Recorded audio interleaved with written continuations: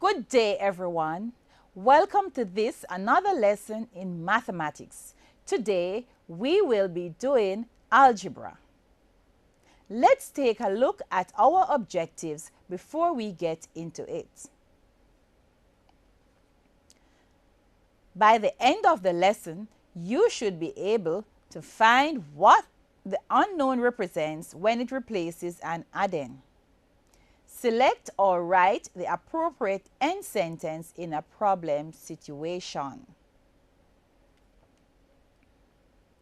Now, let's examine these pictures. Look closely at them. What is happening in the first picture? What is happening in the second picture?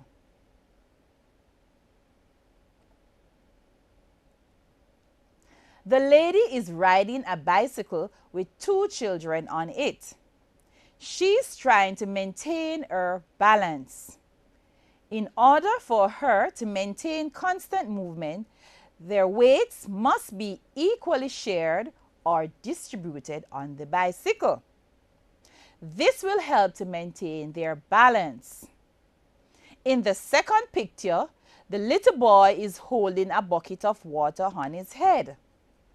In order for him not to spill any of the water from the bucket, he too must maintain his balance. What do you think balance means when solving problems in mathematics? Today, we will find out, and we will be balancing some mathematical problems. Let's find out. Now, here on the table, I have a bean balance. Now, I'll be using this bean balance to show you how we can solve problems in mathematics. Now, here I have an envelope with some little counters in it. You don't know what amount of counters I have in my envelope. Now I'm going to place this envelope with the little counters in it on this side of the balance. What do you notice? The balance tilts down. Let's see if we can balance it. Now I'm going to place two more counters on this side of the balance scale. Now we're going to place counters on the other side to ensure that it is balanced. Is it balanced now? No, it is not. Let's go and see what amount over here will help us to balance the scale. Let's place our counters. 1, 2, is it balanced? No.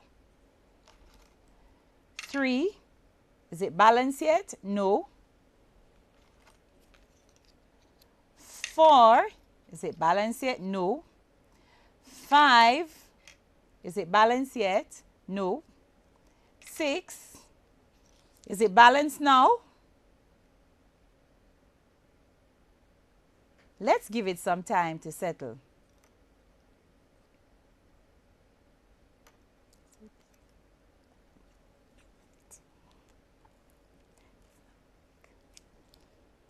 One more. Is it balanced now? Let's check now to see how many counters we have in the bag.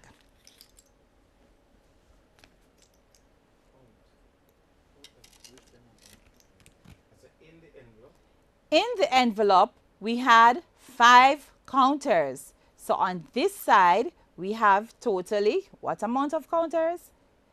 2. I placed 2 extra counters there.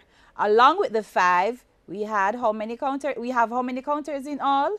7 counters. We have 7 on this side, and over on that side, we also place 7. So 7 is equal to 7. But do you think we could write a number sentence for what we just did?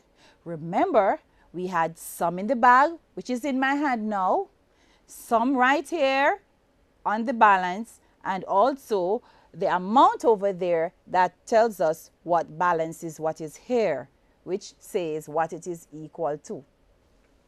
Let's now see if we can write that number sentence. Remember, we started with 2.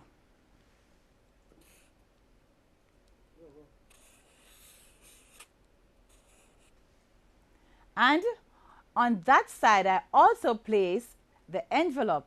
The envelope is what represents the unknown. Now, in this case, I'm going to use the letter N to represent what was in the envelope. So it's 2 plus N. And what was the total amount we had on the other side? 7. So that is equal to 7. Now, this is how we would write the number sentence to represent what we just did. N could be any symbol. We could use the letter Y or P or M. In this case, we are using N, which represents what we had in the envelope. Now, boys and girls, we're going to look at the steps that can help you to solve this problem. Step 1.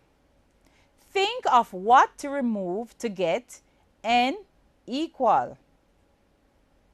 For example, in the problem we had, 2 plus N equal 7. If we are to get N equal in this situation, it would be N equals 7. So what do we need to get rid of? We need to remove the 2. Step 2. Remove it by doing the opposite operation. Addition is the opposite of subtraction. In this case, the opposite of addition is subtraction. So we are going to subtract. If you look closely here, you'll still see your problem. 2 plus N equals 7. However, we are taking away the 2 from both sides of the equation. If you look closely here, you will notice that we are taking away 2 from both sides of the equation. Step 3. Do that to both sides. 2 take away 2 plus N equal 7. Take away 2 and N gives us 5. N equals 5. Let's try the example that is on your screen. B plus 5 equal 8. Remember, we're going to think about which of the add-in we should get rid of, so we have B equal 8. So here we go. B plus 5, we're adding here, so we're going to take away 5 equal 8. And because we took away 5 here, we're going to do the same thing over here. Let's solve it now. We have here B plus 5, take away 5, equal 8, take away 5. B, 5, you have 5 things and you give away 5 things, so nothing is left. Equal 8, take away 5, 3. So we'll have B is equal to, this is 0, so B is equal to 3.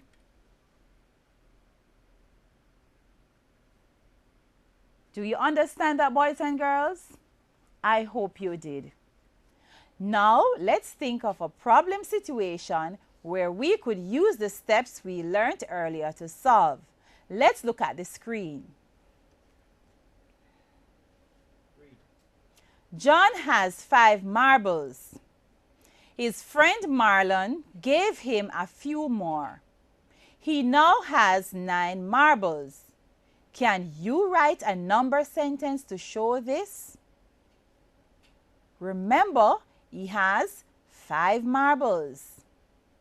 His friend gave him a few more, a number in which you don't know yet. So you are going to use a letter of the alphabet or a symbol to represent the few that he got. But he now has a total amount of 9 marbles. Let's see if you can write that. I'll give you a few minutes to do it.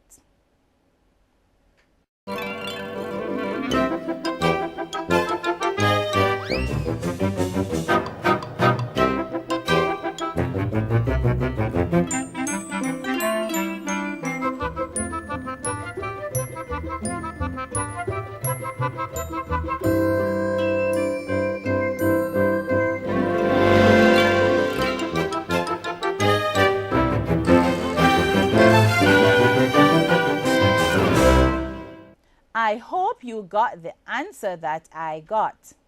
5 plus n, or whatever your choices of letter that you choose, equal 9. Let's review our objectives.